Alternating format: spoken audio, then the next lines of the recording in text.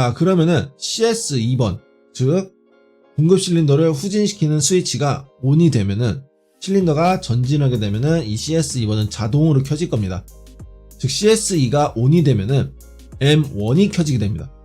자, M1이 켜지게 되면은 결국에는 이 M1이 공급 실린더 후진 솔 2번을 동작시켜 주어야 합니다.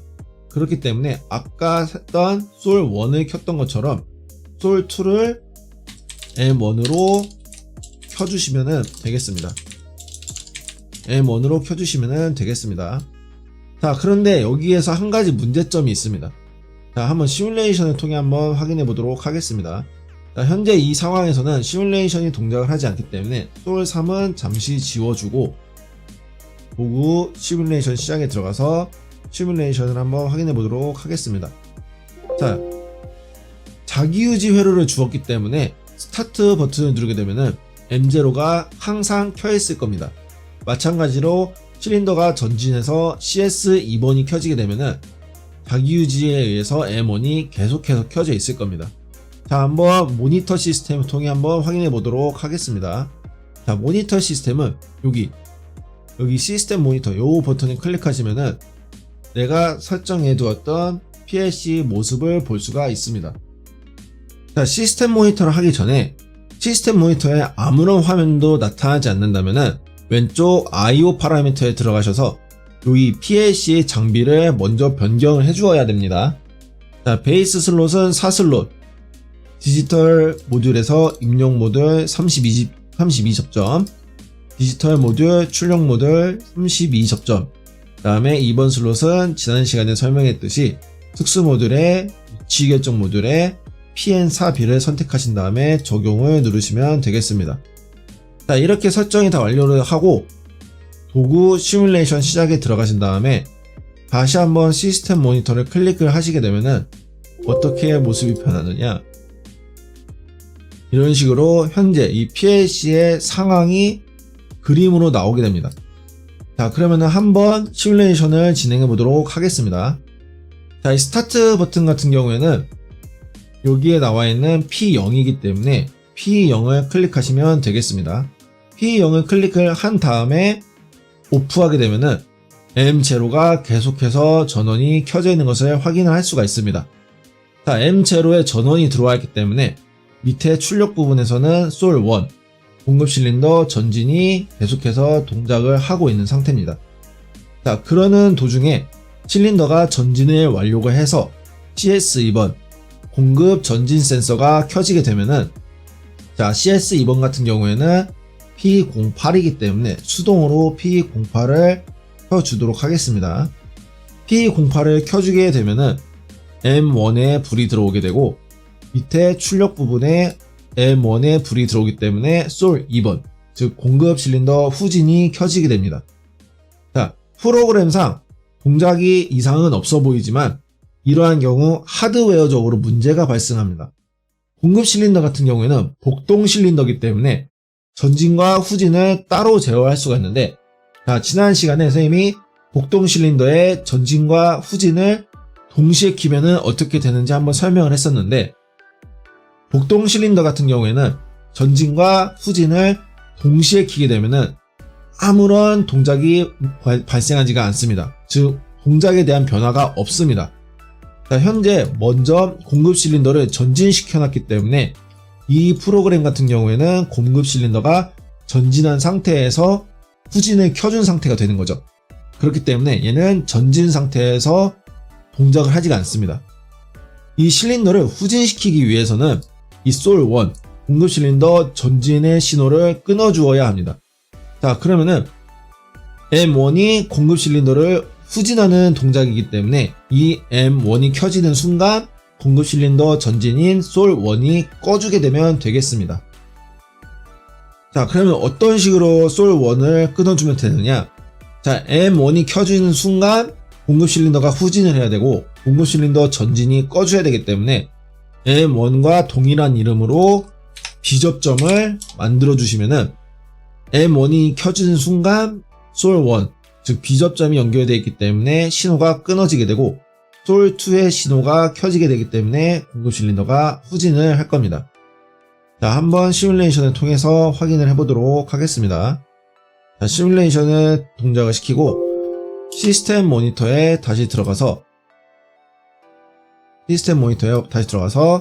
스타트 버튼을 누르고 떼면은 M0가 켜지기 때문에 솔1이 켜지고, 실린더가 전지하면은 공급 전진 CS2가 켜지면서 M1이 켜지게 되고, 자, M1이 켜지게 되면은 요 솔1에 연결되어 있던 M1은 비접점이 되기 때문에 신호가 끊어지게 되고, M1, 솔2가 켜지기 때문에 공급 실린더는 후진하게 됩니다.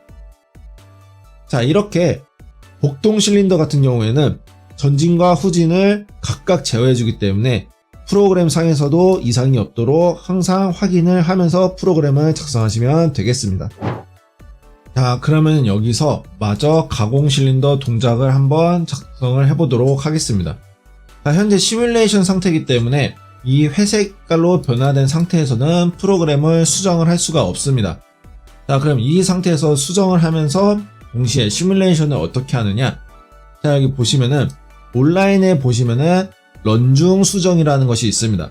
자, 컨트롤 Q를 누르게 되면은 이 화면이 어떻게 되는지 한번 살펴보도록 하겠습니다. 자, 온라인의 런중 수정, 즉 컨트롤 Q를 누르게 되면은 회색이었던 색깔이 이렇게 하늘색으로 변하게 됩니다. 자, 이 상태에서는 PLC가 동작을 하는 도중에도 프로그램을 수정해서 바로 PLC에 적용시킬 수 있기 때문에 매우 유용한 기능입니다. 자, 그럼 이 상태에서 가공 실린더를 동작시키기 위해 한번 프로그래밍을 진행해 보도록 하겠습니다. 자, 가공 실린더 같은 경우에는 솔3을 사용하고 있습니다. 그렇기 때문에 출력 부분 밑에다가 솔3을 달아주되, 자, 지난 시간에 가공 실린더를 동작시켰을 때는 셋 버튼과 리셋 버튼이라는 것을 사용을 했었습니다. 자, 단동 밸브이기 때문에, 단동 솔레노이드 밸브이기 때문에 전진 동작과 후진 동작이 이 솔3 하나로 동작을 하기 때문에 각각 제어하기가 쉽지 않습니다. 그렇기 때문에 셋 버튼과 리셋 버튼을 이용해서 가공 밸브, 즉 단동 밸브를 복동처럼 나눠서 제어를 해볼 겁니다. 자, 셋 버튼 같은 경우는 Shift F3을 누르신 다음에 솔3을 작성하시면은 일반 코일과 다르게 S가 들어가는 모습을 확인할 수가 있습니다. 자, 그러면은 한번 보겠습니다. 자, 스타트 버튼을 누른 다음에 공급 실린더가 전진을 할 거고, 공급 실린더가 전진을 하면은 CS2번이 켜지게 되고, 자, CS2번이 켜지게 되면은 M1에 의해서 공급 실린더가 후진을 하게 됩니다. 자, 공급 실린더가 후진을 하게 되면은 공급 전진 센서가 꺼지게 되고, 공급 후진 센서가 켜지게 됩니다.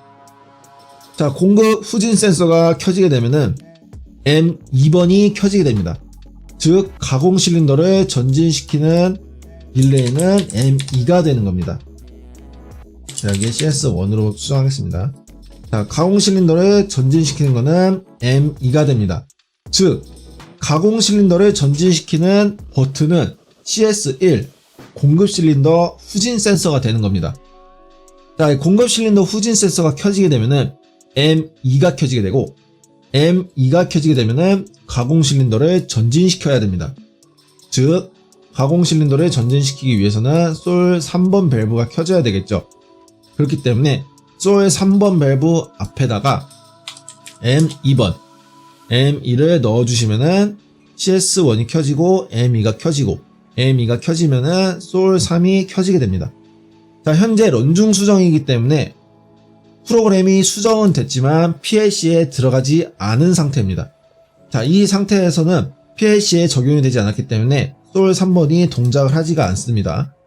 그러면은 이 프로그램을 수정을 완료했기 때문에 다시 PLC에 적용시키고 동작을 해야겠죠. 온라인에 들어가신 다음에 런중 쓰기 컨트롤 W를 누르시게 되면은 현재 이 수정된 프로그램이 PLC로 들어가게 됩니다. 자, 한번 눌러보도록 하겠습니다. 컨트롤 W 런중 쓰기를 누르시게 되면은 이렇게 런중 쓰기를 정상적으로 완료했습니다 라는 창이 뜨면서 솔 3번 셋 코일이 적용이 된 것을 확인할 수가 있습니다. 실제로 시스템 모니터에서도 솔 3 P22번이 켜져 있는 것을 확인을 할 수가 있습니다. 자, 이렇게 되면은 가공 실린더가 전진을 하겠죠. 솔 3번 가공 밸브가 켜져 있기 때문에 가공 실린더가 전진을 할 겁니다. 자, 그럼 공급 실린더와 똑같습니다. 공급 실린더와 동작의 원리는 동일합니다. 자, 가공 실린더가 전진을 하게 되면은 가공 실린더가 하강을 하게 됩니다. 가공 실린더 같은 경우에는 실린더가 옆으로 누워져 있는 게 아니라 세워져 있기 때문에 전진이 하강이고 후진이 상승입니다. 자, 가공 실린더가 전진하게 되면은 가공 하강 센서가 켜지게 됩니다. 다음 동작인 가공 실린더를 상승시키기 위한 버튼은 가공 실린더가 하강을 완료해서 알려주는 센서 CS4가 되는 겁니다. CS4가 켜지게 되면은 가공 실린더를 후진하는 하나의 버튼이 되는 셈인 거죠. 자, 그러면 시뮬레이션을 통해 한번 확인해 보도록 하겠습니다. 자, 현재 솔3 밸브가 셋, 즉 ON이 되어 있기 때문에 가공 실린더는 하강을 할 겁니다. 자, 가공 실린더가 하강을 하게 되면은 가공 하강 센서 CS4가 켜지게 되겠죠. 자, CS4는 PA입니다. PA. 자, PA는 이 버튼. 이 버튼을 누르게 되면은 CS4가 켜지면서 M3이 불이 들어오게 됩니다. 자, CS4가 켜졌다는 것은 가공 실린더가 하강을 완료했다는 것을 뜻하게 되겠죠. 즉, 가공 실린더가 하강을 완료했기 때문에 가공 실린더를 상승시키는 일만 남았습니다. 즉, 가공 실린더를 상승, 후진시키는 버튼은 CS4가 되는 거겠죠. 자, CS4가 가공 실린더를 상승시키는 버튼이기 때문에 이 M3가 이 솔3 밸브를 끊어주어야 합니다. 자, 근데 이 셋 코일 같은 경우에는 앞부분에 비접점을 장착한다 하더라도 꺼지지가 않습니다. 한번 셋된 코일은 리셋이 되기 전까지는 전기 신호가 끊어져도 계속해서 동작을 하기 때문에 솔3으로 M3으로 솔3을 비접점으로 달아주는 게 아니라 동일한 방식으로 M3를 A 접점을 만들어주고 솔3을 리셋 시켜주면 됩니다. 자, 리셋은 여기 왼쪽 위에 있는 코일에 R이 들어가 있는 버튼 Shift F4를 누르신 다음에 셋과 리셋은 세트이기 때문에 이름도 같은 것으로 작성해 주시면 되겠습니다. 솔3은 셋 시켰던 거를 이제 리셋 시켜주는 겁니다. 자, 이렇게 프로그램을 작성을 하시고 온라인에서 런중 쓰기 컨트롤 W를 누르게 되면은 적용이 되면서 가공 실린더가 하강을 완료하게 되면은 CS4가 켜지고 M3가 켜지면서 M3는 솔 밸브 3번을 리셋 시키게 됩니다. 그렇게 되면은 시스템 모니터에서도 솔 밸브 3번이 꺼져 있는 것을 확인을 할 수가 있습니다. 가공 실린더가 하강했다가 상승하게 되면은 CS4에서 하강 센서가 꺼지게 되고 상승하기 때문에 CS3번이 켜지게 됩니다. 자, CS3번이 켜지게 되면은 M4가 켜지게 될 건데, 자, M4가 켜지게 되면은 아까 프로그램 맨 윗부분, 맨 처음 부분에 M4를 비접점으로 연결해 둔 것을 보실 수가 있습니다. 자, 그러면은 CS3를 누르게 되면은 어떻게 되는지 한번 확인해 보도록 하겠습니다. 자, CS3 같은 경우에는 P9번이기 때문에 하강 센서가 꺼지고 상승 센서가 켜지면서 프로그램이 전부 다 초기화가 됩니다. 자, 그럼 이게 어떤 원리냐? 자, M4가 켜지게 되면은 맨 처음 회로에 있던 M4의 비접점이 끊어지게 됩니다. 자, M4가 끊어지게 되면은 M0는 전원이 끊어지기 때문에 동작을 하지 않습니다. 그러면은 M0와 동일한 이름을 가진 것들은 전부 다 꺼지게 되겠죠. 즉, 여기에 있는 M0도 꺼지게 되고, M0가 꺼지게 되면은 M1도 꺼지고, M1이 꺼지게 되면은 여기 M1이 꺼지기 때문에 M2도 꺼지고, M3 꺼지고, M4가 꺼지면서 모든 프로그램이 꺼지게 됩니다. 즉, 초기화가 되는 겁니다. 이런 식으로 가장 마지막 동작으로 가장 처음 동작에 비접점을 달아주게 되면은 모든 동작이 자연스럽게 초기화가 됩니다. 자, 이게 바로 체인 동작의 기본적인 핵심 원리입니다. 이런 식으로 체인 동작을 이용해서 실린더가 아무리 여러 개가 추가가 된다 하더라도 이 원리만 기억하고 있으면은 프로그램을 작성하는데 큰 문제가 없을 겁니다. 자, 지금까지 PLC 기본 원리인 체인 회로에 대해서 한번 알아보았습니다. 자, 지금까지 고생 많았습니다. 감사합니다.